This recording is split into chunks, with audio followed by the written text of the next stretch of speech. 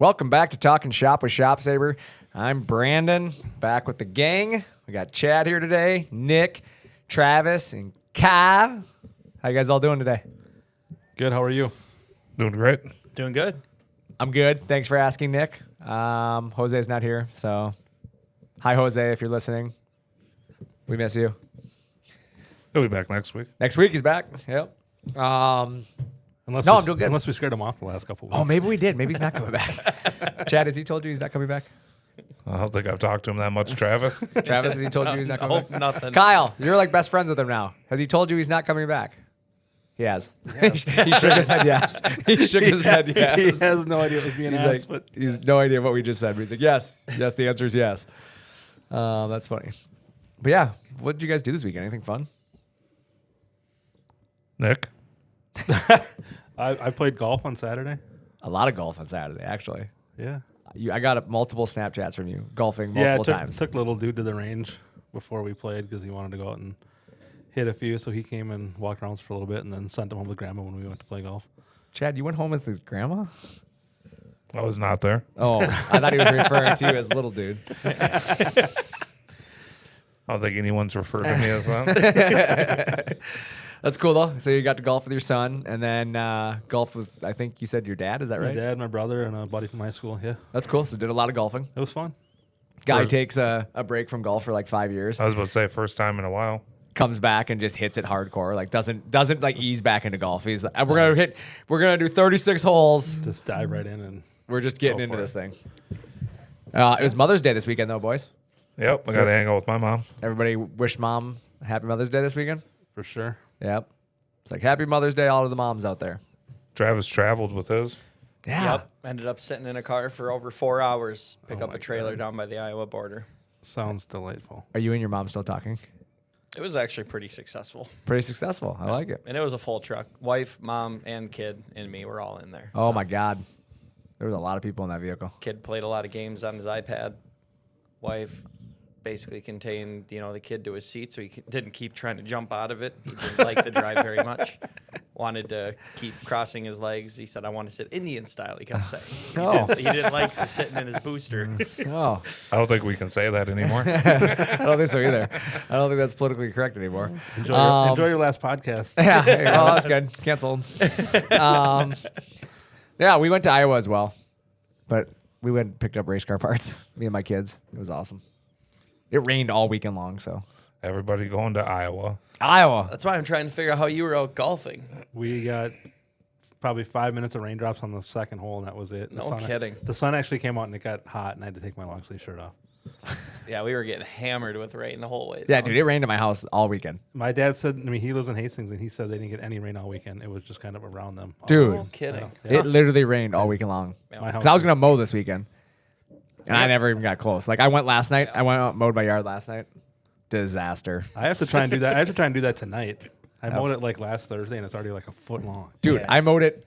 Okay, not last Thursday. I mowed mine Sunday, and I was gonna mow the following Sunday, Mother's Day. I was gonna do it in the morning before everybody came over. It was raining, so I couldn't. So I had Narnia there out in my yard and just dealt with it. And then yesterday, I'm like, I came home and I got peer pressured into it because my neighbors had already mowed. You know how it is, like when you go outside and all your neighbors have mowed except for you. So you get peer pressured into it. So I went and mowed my yard. And I shouldn't have because my yard was very wet. And there's a couple times that I thought my lawnmower was going to get stuck. It was sketchy. Did you leave muddy tire tracks? Oh, all over? yeah. Oh, great. Oh, there's burnout marks in the yard in certain spots. We definitely look like the race car family in the But neighborhood now. you didn't get stuck anywhere, right? So that's good. Well, define stuck. Well, you didn't have to get off it and push it. I out did of not a have to hole. get off and get a toe strap or anything like that, but I definitely did some full speed accelerations to get myself moving again. So if that's what you're asking, then yes, I got stuck. I'm going to have to go out and just do the weed whip on the top of mine because there's no way I can get out there. I bet even at the top deck level, it's probably still going to look like a hayfield. I love that. I'm going to go out there and do the weed rip to the top. I usually do, like every year. The backyard's still underwater, but the grass is so tall. That's It crazy. looks like a ditch. It's not good.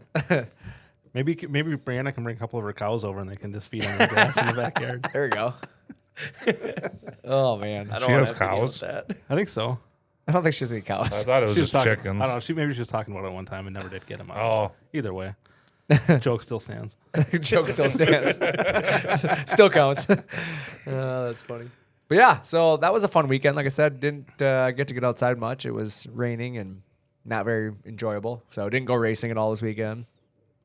Hung out with mom. Had to hang out with my brother, sister-in-laws, 2 of them. So that was our weekend. I did some cooking on the Blackstone. Gotta love the Blackstone. Nice. Gotta love the Blackstone. But yeah, that was my weekend. Anything fun for you guys? Anything else that you guys want to get off your chest?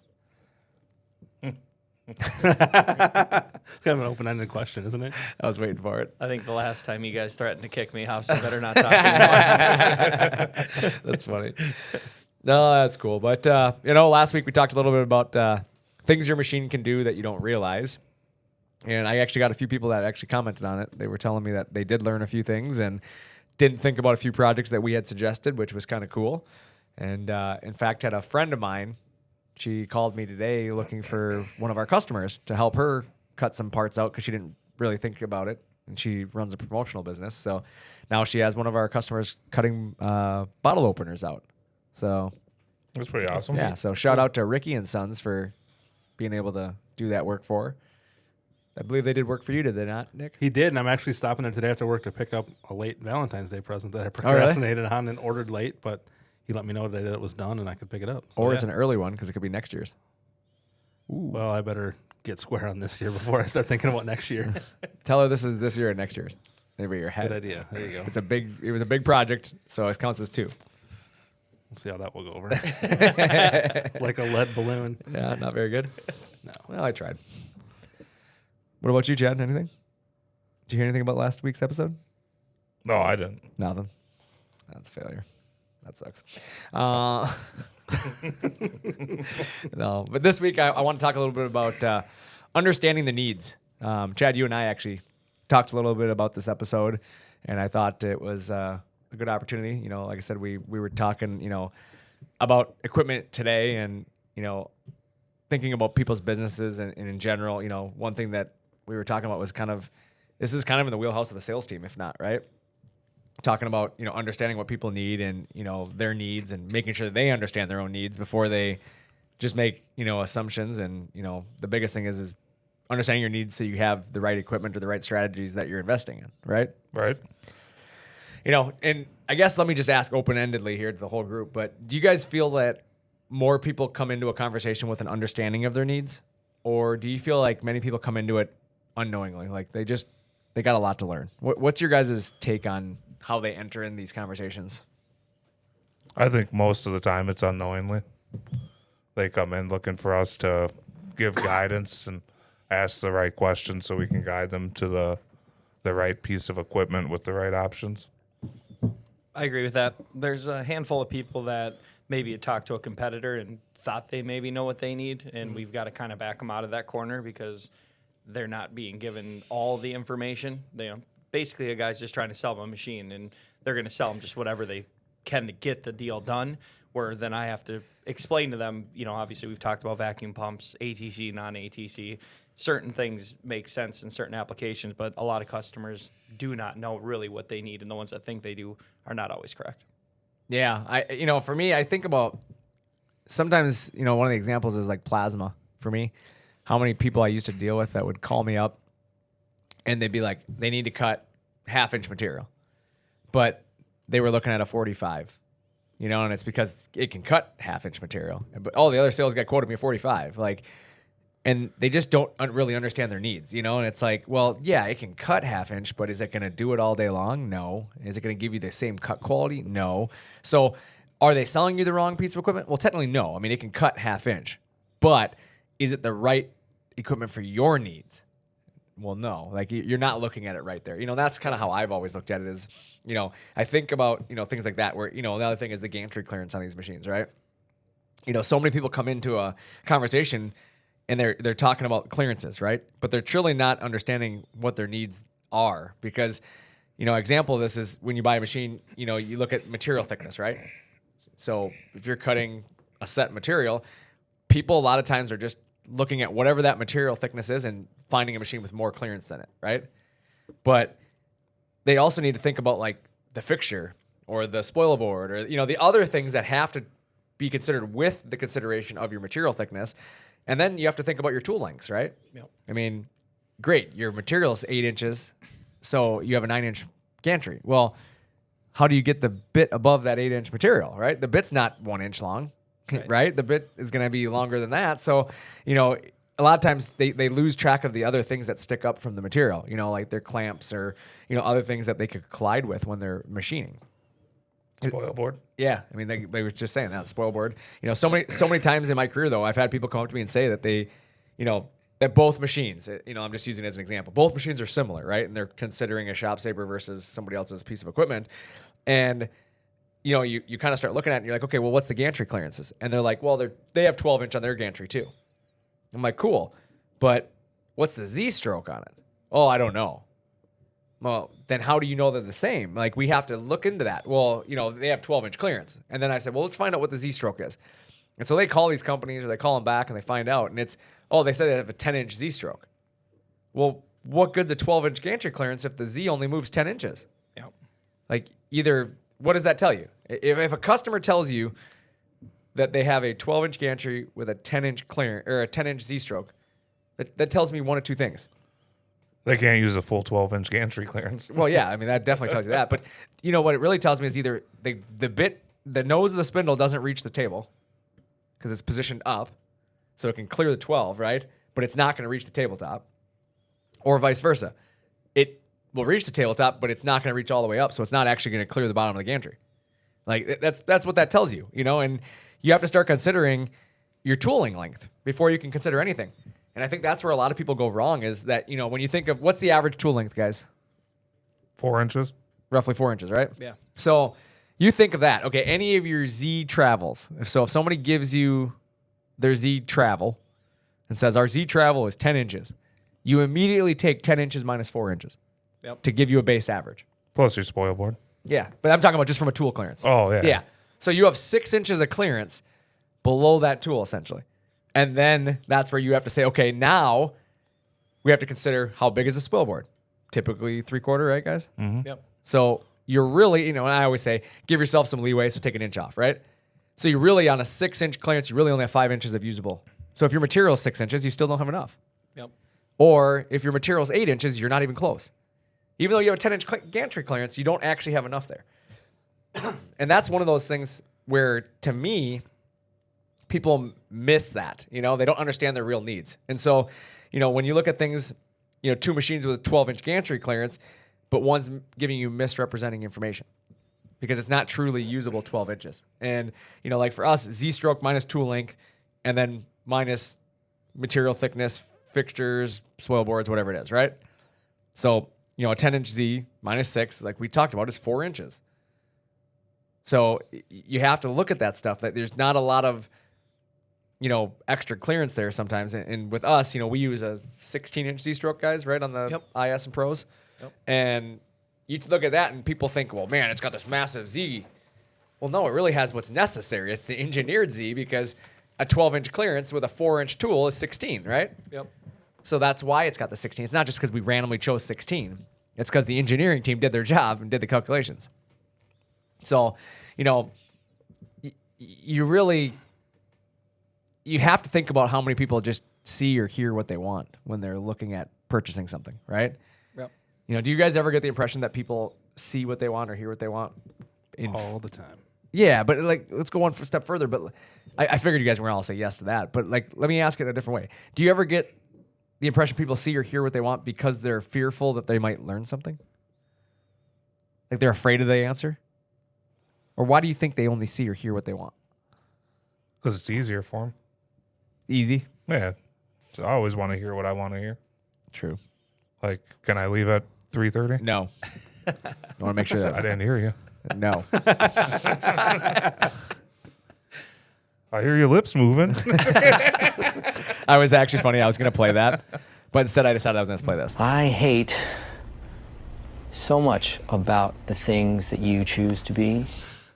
That's how I feel. I think people can get frustrated when they don't hear what they want to hear, and they get into their head like this is going to work for me, and then when you're the person to tell them it's not going to work, it's See, but I don't understand that, and that's what I want to talk about here. I guess let's dive into that, because why does somebody get frustrated for pointing out the flaw before it's a problem? People don't like to be wrong. I think it goes back to like before everyone has their own GPS in their pocket, like why guys didn't want to ask other guys for directions. Yeah, I mean, you think there's something to be said about it's prideful? Ego and Yeah. pride, ego. Yeah, like they don't, you know. But, I know everything about everything. You can't tell me anything. see, but yeah, you're right. I mean, I think you're right there. There's a lot of people that are that way, but it just blows me away because again, I guess I don't know why. In my opinion, I would rather learn from somebody who knows it. Right? If you've already figured it out, or you've already made the mistake, or whatever it is, I guess maybe it goes back to like those childish moments in your life when your dad's like, learn from my mistakes, son, like because they've done it in their life, and like, I'm trying to make your life easier, and you fight back on your dad because your dad's never right, and then you get older and you look back and you're like, God, my dad was right. It's like those moments. I'm glad he did that. Exactly. Like there's so many times I think about that, like when the old JB would be, coming down on me and be like, you're not going to do it this way, blah, blah, blah. And I was like, what does he know? And now I look back at it and I'm like, man, am I glad I listened to him. Like the old JB may have been on to something there. Not always. And I think too, from like my position, the things that I do, and the way that I have to communicate with people, we pretty much do a great job of laying out everything that's going to happen for our customers as their machine, finishes. Well, I'm the best there is, plain and simple. I mean, I wake up in the morning, I piss excellence. Go on. That's what I heard you say. Yeah, it was pretty much that. But I mean, just saying, like we lay everything out there, kind of step for step, as what's going to happen as their machine's being built, as it's being shipped, all that stuff. Yep. And I think they try to just read things or skip over things that will fit into what makes it easiest for them to get their machine, or for their machine to get unloaded. Like we tell them everything that they need, but they're like, oh, well, I don't have 8 foot long forklifts, so I'm just going to act like I didn't see that and try to unload it with 6 foot forks. And then, like we lay it all out there for them. And then for some reason it comes back and makes it seem like we did something wrong, even though.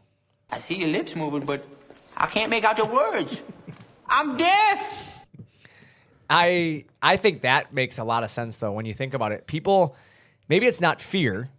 They're not afraid to learn something. It's more about, it's like Chad said, it's easier because of that. Because what you're telling them is giving them a bigger to-do list, right? We're all operating in a world nowadays, it seems like, where we don't have enough time to do anything. So people try to cut corners where they can. And that is what they're doing. They think they found a solution. They want to place that blame somewhere else. Yep. And it's easier to say, you didn't tell me, than it is to accept the responsibility for understanding their decision. Correct. Do you guys think that's a fair assessment of that question? Sure. Yep. So, I've run into situations, obviously, where consumers are almost willing to argue with me when it comes to the technical data, And I'm like, no, it's, it says 12-inch gantry, but the facts don't show that you have 12 inches of clearance, And they want to argue with you because, you don't know anything about their machine. And I'm like, you're right. I don't know a lot about their machine, but I do know a few things about how to do calculations. Like, that's how we develop a lot of our stuff. And so just basing it on the facts are facts, right? Like, take me out of it. Doesn't matter where I work. The facts are the facts. The calculation comes out to be this, And I think, we've seen this with vacuum pumps, have we not, Chad? Yep. I've seen it where people complain about speeds on machines, right? We've seen people complaining that they can't go fast enough. And then we start looking into it, and it's like, well, yeah, you're using the wrong vacuum pump. Your vacuum pump's not strong enough, so your parts are moving. That's why you can't go faster. But if you have the right vacuum pump, you could cut faster. Like, how many times do you run into that situation where you see people just really creating more work for themselves in the long run to try to step over a little work right now? Right? Rather than understanding your needs and kind of looking into this a little further, it's just easier because I found a solution that will work if I don't do enough research right now. Correct. You're right? Really, is everyone an expert in everything? I am. Well, besides Chad. Not usually, right? I can't build, like, let's be honest, I can't build half the products that our customers build, right? I mean, if they ask me to build a cabinet, it's not going to turn out the same as Sean Morley's cabinet. I've proven that. I've tried. It doesn't work. I hire many of our own customers. We just talked about it. I mean, just a little bit ago, right? Ricky and Sons. Yep. Right. We have the equipment here. We have the ability to build stuff here, but we still pay our customers to do our personal work that we need done because, again, Travis and Jackie, they know how to do this every day. This is how they make a living. They use our equipment to do it, but again, they know the right finishes, the right materials, the right, for the size of the sign and the weight. And there's so many things that go into it that I'm going to build it and it's going to fall off the wall because it's going to weigh too much. Correct. Right? Like I'm going to have it anchored into a stud or it's going to fall off. Like I want to make sure that I don't put myself in those situations. So I pay the experts. Well, that's kind of what you're doing with the CNC machine, are you not? Like, or the equipment you're buying, the edge band or the dust collector, whatever you're buying. Like, why wouldn't you want the opinions and the expertise of the people who do this all day long? Like, go ahead, Chad. I was going to say, I would want the expertise. Yeah, I mean, I feel like you would benefit trusting the professionals in the areas that they're professionals in, right? Correct. I mean, that's why your customers trust you. I mean, that's as a customer, as a person listening right now, your sign shop, your, fabricating shop, whatever you do, like, why do your customers buy from you? They don't buy from you because they can do it cheaper themselves. They buy from you because you know what you're doing. You're going to provide them that support, that service, that quality of success. If they could do what you're doing better than you, they're probably not going to pay you. Right? Right. I mean, most people don't just choose somebody because they can do it better, but choose not to. I mean, the reality is if you could, you would, kind of a deal, And most of us either don't have the time, the space, the energy, whatever it is, to invest our self into becoming a professional in everything, right? And some people do, and those people are experts in everything. But I would say when you're talking about ShopSabre specific, we are the manufacturer. We obviously know everything about the equipment, whereas when you're talking to these importers, they're just reading out of a manual. I mean, their information could be correct, could be incorrect. The reality is that we actually build it from scratch, and then we support it internally. We're going to know a lot more about the product. Well, most of you guys, not Travis, though. I try. No, but I mean, yeah, exactly. Why not trust the professionals, right? The CNC consultants are going to guide you. And I think that's something to think about because there's a very big difference in a CNC consultant and a CNC sales guy, is there not? Big time. Absolutely. Can you guys explain it? Maybe you two, Travis and Chad, because you guys are in that area. Like, if I'm looking at buying equipment, what sets you guys apart from the traditional sales guy that you might be talking to on the phone or the industry? We're not going to just try to sell them the cheapest product just to get the sale done. We're going to actually go through the questions and make sure what they're getting is going to keep them happy. Or the most expensive product if it's not the right product. Right.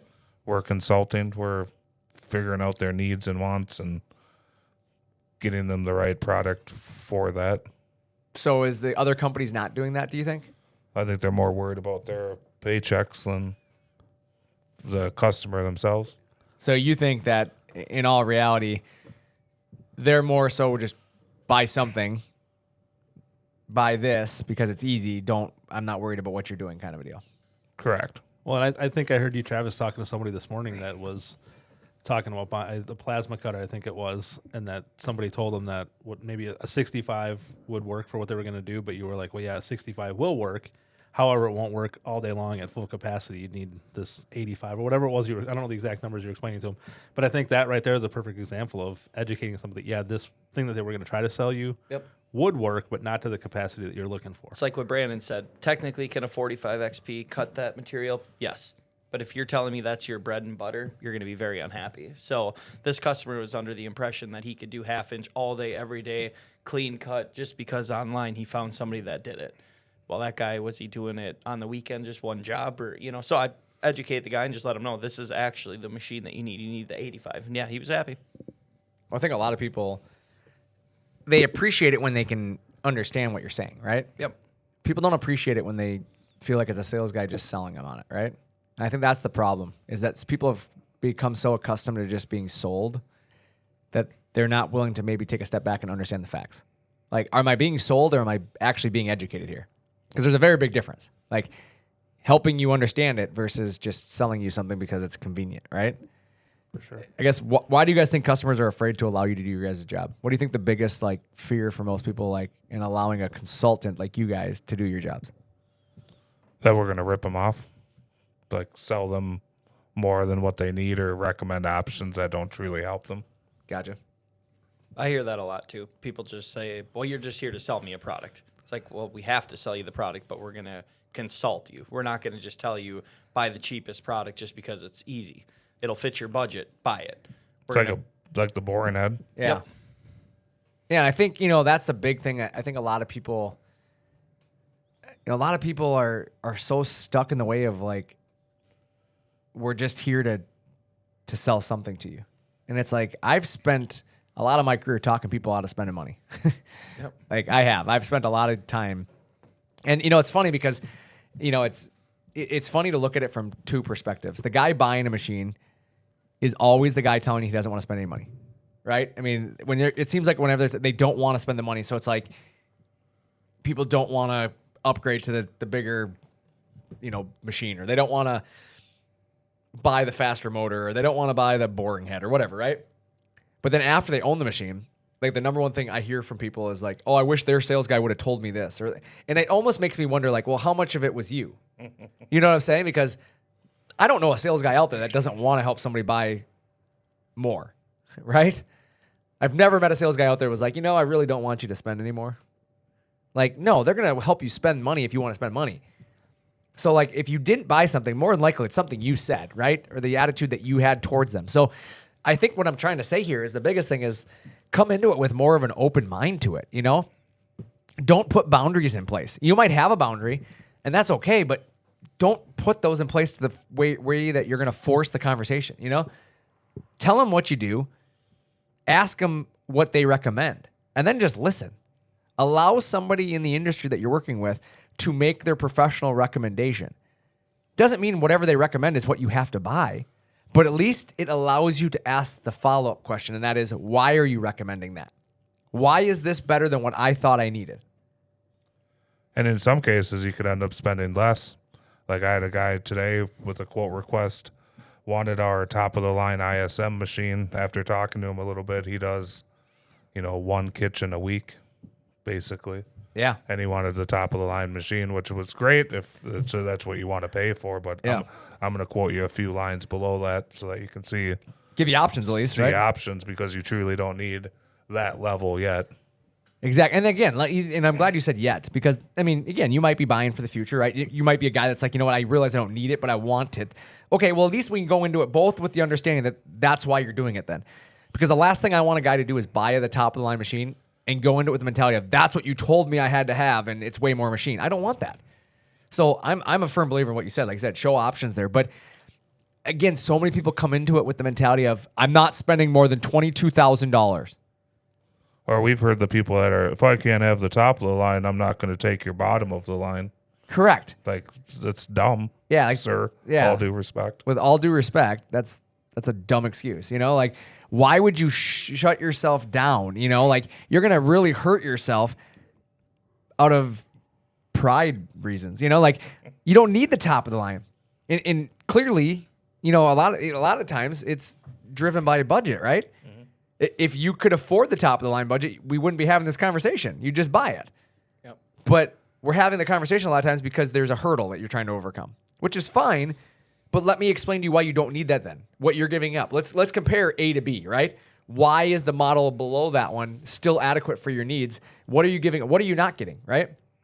Let's talk about the differences, because a lot of times once you start breaking down your business and the way you run things and understanding your needs again, right? Going back to what we're talking about.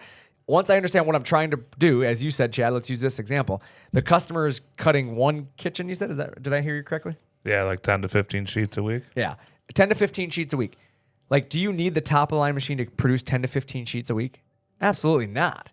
And does that mean we won't sell you the top-of-the-line machine? Heck no. If you want to spend that money, we'll sell it to you. But the point being is, like, if you understand your need, which is this many sheets, right, then it allows us to say, realistically, based on traditional cabinetry, it takes roughly 5 minutes a sheet.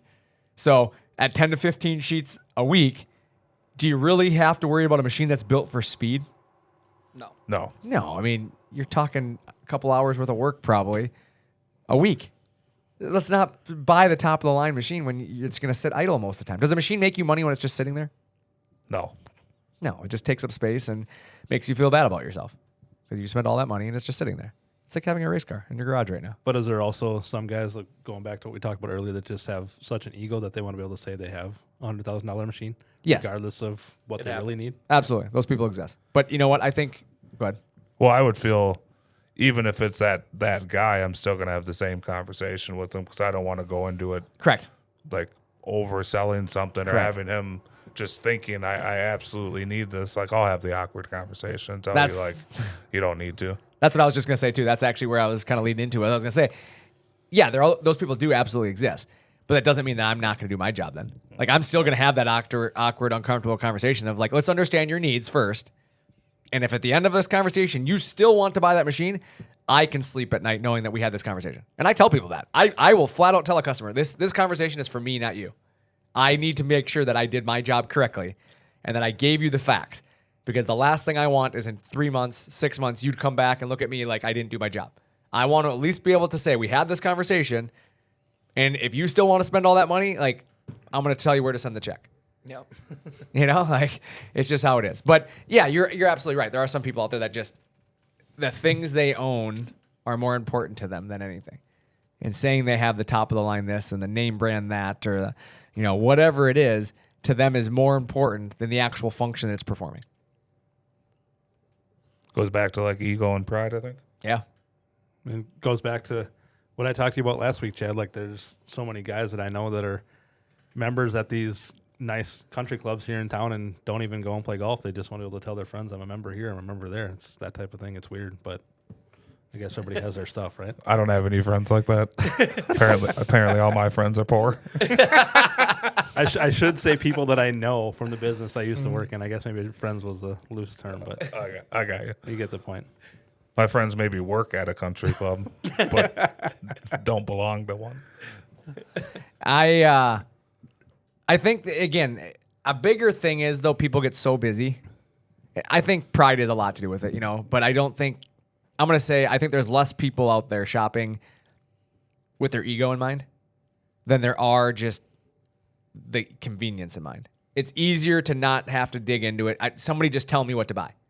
I feel like there's more buyers out there that do that. And the first guy to tell them what to buy, they just start believing it.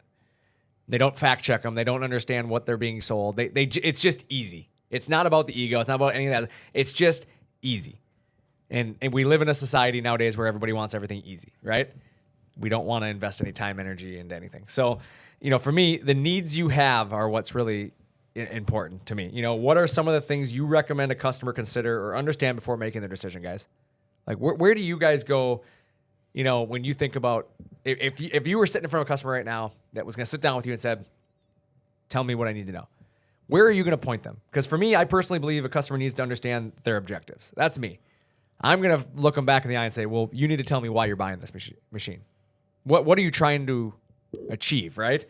What are you trying to solve? What is the purpose of adding the equipment or the person or the process, or why are you doing what you're about to do? You have to understand that first, in my opinion. What about you guys?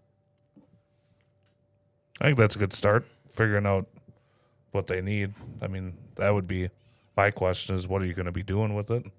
Yeah. Like, what are you building? What are you making? What's your product, right? How do you do it now?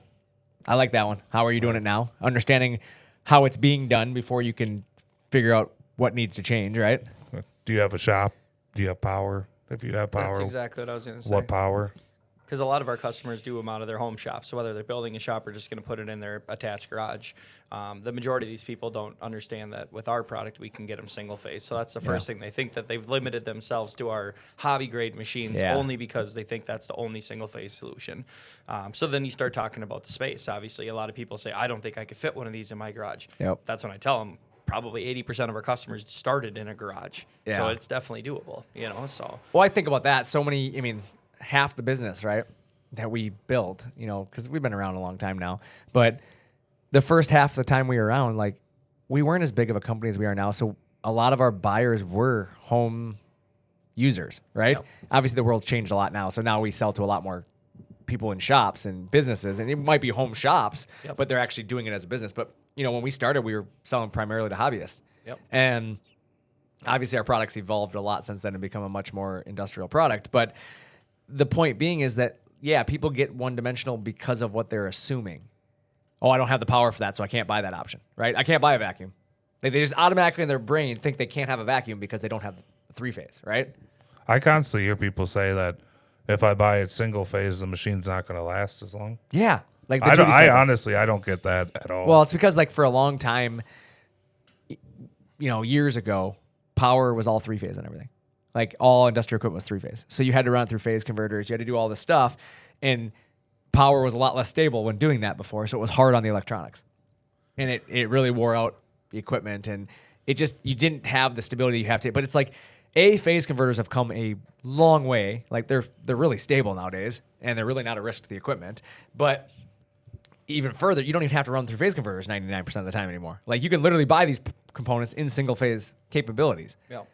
And that's where people I think are missing it, is that they're still stuck in the way of, like you said, Chad, it's going to hurt the equipment to run it on single phase. Like, no, it's not changing anything. We're just going to wire it differently. So there is some of that stuff. I think, for me, it's, like I said, understanding what are you trying to get over to do this? Like, I don't want to pay the outsourcing costs anymore. I'm tired of paying for outsourcing. My outsourcing guy, how many times you guys heard that? The guy raised his prices, right? Quite a bit. His Lead prices time. went up. Everybody's talking about lead time right now. All Lead these time. other shops that shut down, and it's only this one guy taking on the load, and his lead times are crazy. Well, that's the problem is people are so busy right now that they're just going to tell people they can't take on more work. Yeah. And so shop A, B, and C, which you used to cut with, now only shop B and C are accepting work because A is so slammed he doesn't need it. Yep. And that's what's happening is that exactly. Then it pushes lead times for B and C out. And eventually shop B might tell you he can't take any more work. And so now you're driving the price up too, because guess what? C knows he's the only one taking on the jobs right now. So guess what? Pay me or don't pay me. Yeah. What about D? We Or don't ever maybe ask. E? We don't ever ask about those. Oh, okay. But we do. We need to understand what they're doing, right? What material, what tooling. Ask the questions to yourself, to your guys, right? You have to go through the product and understand what it is. Why are you buying a router? Like, let me ask anybody listening right now. Like, if you're considering buying a CNC router, ask yourself that right now. Why are you buying a CNC router? Once you know that. And then ask yourself, why are you waiting? Exactly. Well, that's always a good question. But the real question is once you understand why you're buying a router, now ask yourself, has the company ever cared to ask you that question? If you're looking at routers right now, have they asked you? Have they asked you what you're doing? Has anybody ever sent you an email or had a phone conversation with you and said, what are you cutting? What are you doing? Because if they don't, how are they selling you a piece of equipment? A lot of times I notice that when these competitors are quoting some of these machines, they're giving them plastic tooling when they're a woodworker. And Isn't that crazy? I asked the guy, I says, what'd you tell him that you're cutting? He said he never asked. I said I needed some tooling. It's like, well, he's giving you plastic tooling to do cabinetry. It's not going to work very well. I think that's also how we see the same configuration over and over again. Is like the people like select the one machine and there's the one option, or you could have it the other way, and that's just how it is. It's not the cookie. Well, cutter that's machines. exactly and you took the words out of my mouth there, but yeah, that's exactly it. We build them one way. It doesn't matter what you're cutting, right? Like, it doesn't matter what you're doing because I'm not going to change anything about the way I'm doing it. And is that the right mentality then? no. I mean, you're not buying a car here. That's how you get angry customers. Well, I think that's how you get underperforming equipment. That's true. Yeah. And obviously underperforming equipment can turn into angry customers. But again, who do you have to blame for that? Is it the company's fault or the guy who's buying it didn't do his research or try to understand why? The guy buying it. I mean, that's kind of how, again, it goes back to, it's easy to point the finger at the company you bought it from because it didn't do what you wanted to, but did you ask the questions? Did you expect it to do things that they never said it was going to do, that you just assumed, right? That probably happens quite a bit. I think that happens more than anything. And I hate to defend my competitors because that's not what I'm out here to do, but there's many times that people buy the wrong machine and they're mad at the competitors. They hate them, right? They call us up. They do not like our competitor and they buy our machine and they're very happy. But the reason the experience was better here is because we cared about what they were doing and we sold them the right piece of equipment. Now, could the competitor have solved that by doing their job better? Yeah, absolutely. But at the same token, like, if the research had been done up front, you probably would have saved yourself a little bit of headache, right? Yep. Hence, buy your second machine the first time. I mean, that's where that came from, is knowing what you're getting yourself into and why you're getting into it is understanding your needs, right? Right. ShopSabre.com. First time. Got it. I was waiting when I saw I him forgot click in. about that. I was waiting. Can't believe you Normally, I forgot about always ShopSabre. try to like I know. bother always you about it. You always bother me about it. He's over here always sending me signals that I need to hit the button. Or trying to tee it up for an Tee easy. it up. He's like, yeah, what website could I go to? Brandon? Any websites? ShopSabre.com. Yeah, but I think that's the biggest thing is hopefully today people have listened to the message of understand your needs in anything that you're doing. Obviously, we're talking about CNC, right, guys? That's what we do. But it goes back to like when I bought the TV. Yep. Like I was looking for curved. Curved TVs Can't find them. don't exist. Not a thing. Not a thing anymore. But it's honestly, you have to look at it from any aspect of your life. Whatever you're buying, investing in your business, however you're going to look at the next year, what are you trying to achieve is what you need to look at first. And then buying the right equipment, hiring the right people, doing the right things is going to be relative to those objectives. Correct. I hate that word. It's the chat answer. Correct. Absolutely. Absolutely. That's another one. I'll start going for show. For sure. That's funny. I like that one. That's good. Let's go with that one for now on. But no, I seriously hope that people look at this from an outside perspective. That, yeah, we're talking about CNC and we're telling you to buy a ShopSabre. Obviously, I mean, that's what we sell. I'm biased a little bit that ShopSabre is the best machine on the market, okay? I'm going to obviously be biased on that because I'm very proud of what we've achieved here. But I want you to look at it from an outside perspective of looking at your decisions that you're making and what you're doing. Are they being done with the understanding of what your needs are? Are you making decisions? And again, it's not just about the ShopSabre machine, but when you buy a car or you buy a house or you buy a new tool or hire a new person, are you hiring it? Are you adding it? Are you doing it based on what you're trying to accomplish? Or are you just randomly, it was easy. It was convenient, right? That person walked in at the right time and I just hired them because they walked in. But they really don't fit our culture. Like they're super negative. Nobody likes them, but hey, they walked in that day. Like, is that the reason to hire that person? That would be the easy way to do it. Exactly. The easy way is hardly ever the best way. But sometimes they might be really good at everything. Yeah, I have various responsibilities within the crew. I'm kind of a jack of all trades, really. No. Are you talking about me being good at everything? I know I am. Thank you. I'm just talking about you, Chad. And that is how it's done. Maybe that'll be episode 106. I love how you had to look back at your notes to find out what episode we're actually on. He's like, wait a second, what episode are we on here? 105. Good job. I'm surprised you knew it was 105. Oh, I looked. You did look at your notes. Well played. It's the first time he looked at him. No, that's Travis. Chad always looks at the notes. For the record, I read through everything before we came. Travis comes in and he's like, so what are we talking about today, boys? I'm like, well, I gave you a cheat sheet last week. Oh. I didn't wing it this time. Didn't wing it? No. That's good. But yeah, so like I said, hopefully everybody will take some time this week, assess their needs, look at what they're going to do to, really get the year going. I mean, believe it or not, we're already in June, right? No, May. Middle of May. Yeah, middle of May. 2 weeks, it's halfway through 2023. Isn't that crazy? 99 days till the state fair starts. Dude. What? Just 99 days till the state. That makes me sad. I read that this morning. You know why that makes me sad? That means it's almost winter. That summer is over. Like that is like the. That's still 3 months. Dude. It just started. Yeah. Dude, why did you do that to us? Just want to make sure you guys were aware. I'm not going there anyways, so we don't need to talk about it. You don't go to the state fair at all? No. What? No.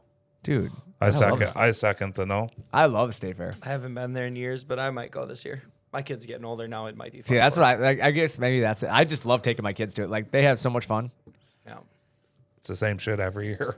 It is. And it's just 100,000 inconsiderate people running into the back that's of the your feet only with thing strollers and walking the wrong way on the wrong side of the road. The people thing is what pisses Waiting me off. in line for things. I'm good. I just want the cookies. I can make better food at home. I'll make better cookies at home. And the cookies are overrated, by the way. Unless you eat them when they're like really hot, but after like 5 minutes, they're no good. Like Brandon's gonna start crying. That was me blowing up the whole room. Very upset right now. First off, you don't talk about Sweet Martha that way. Didn't they move the milk down like the road too, so you can't even get like? No, it's right around the corner. Same spot it was. But the funny thing is Jesse and I went to the state fair together one time, and Jesse and I had this argument back and forth about milk and cookies, and he swears you have to have milk to have cookies, and I'm the opposite. Like, I can eat cookies without milk all day long. And he's like, it's like a staple. You have to have milk with the cookies. And then I'm like, okay. So we went to the state fair. We went and got our cookies, and we literally walked around the corner, and the milk stand was closed. And I looked at him. I'm like, if milk was so important to cookies, you think the milk stand would have the same hours as the cookie stand? And he was just super bummed about it because literally I took a picture with him standing next to the milk stand, completely closed. I don't think it's like you have to do it, but I think it I makes agree. it a little better. I not disagreeing. There's certain cookies that taste better. Like chocolate chip, like hot, Like warm sweet chocolate marshmallows. chips. Once they cool off, you got to dip them in milk to soften. Once them they back cool up. off. Exactly. As I say, because when they're warm, Oh yeah, when they're hot, they're great. I don't need any milk. I'm fine. I actually need water because I get thirsty and I don't want milk. But yeah, once they cool off and they're that hard, crusty, then they need milk. And then you get home with a full bucket that you paid $37 for, and they're all stuck together as one giant Wait, cookie, and there's nothing. you get to do home with a it. full bucket? Well, no, How? I'm just saying, like in theory. No, I've never taken cookies home from the fair, but I never get them out of that place. I eat them all. No, absolutely.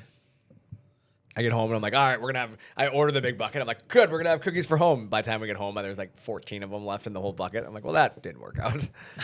And you can't order 2 buckets because they're so overfull. You can't carry 2 buckets, which is what forces you to eat them all. It's a great. Or you just don't go. You're going with me this year. me and Chad will go play golf. You and Travis can go to the fair. I'm not going to the fair with Travis. Sorry, Travis. No. It'd have to be like a good concert. You were going to pay for everything, like all my food. Take me to the concert. Very nice. Then I would think about it. You'd get a maybe, a tentative. What does that say about me? I could pay his whole way and he still might not hang out with me. No. It says what it says about the fair. You just said that. It'd be like going to the Mall of America. You couldn't do anything to get me to go into the Mall of America. I hate that place. It's too busy. It's gone There's downhill. some good '90s hip hop bands at the fair this year. What? There is some '90s. I don't remember who it is, but there's some couple good ones. There's concerts at the fair? Or at the... They always do at the Yeah. grandstand every Oh, night fair. there. Guys, He thought he was please- talking about the Mall of I thought you were talking America about the Mall of America still. still. I was like, why is there a concert going on at the Mall of I got it. I'm switched back now. Well, on that note, I'm Brandon. I'm Chad. I'm Travis. I'm Nick. I'm Kyle. Thanks for talking shop with ShopSabre.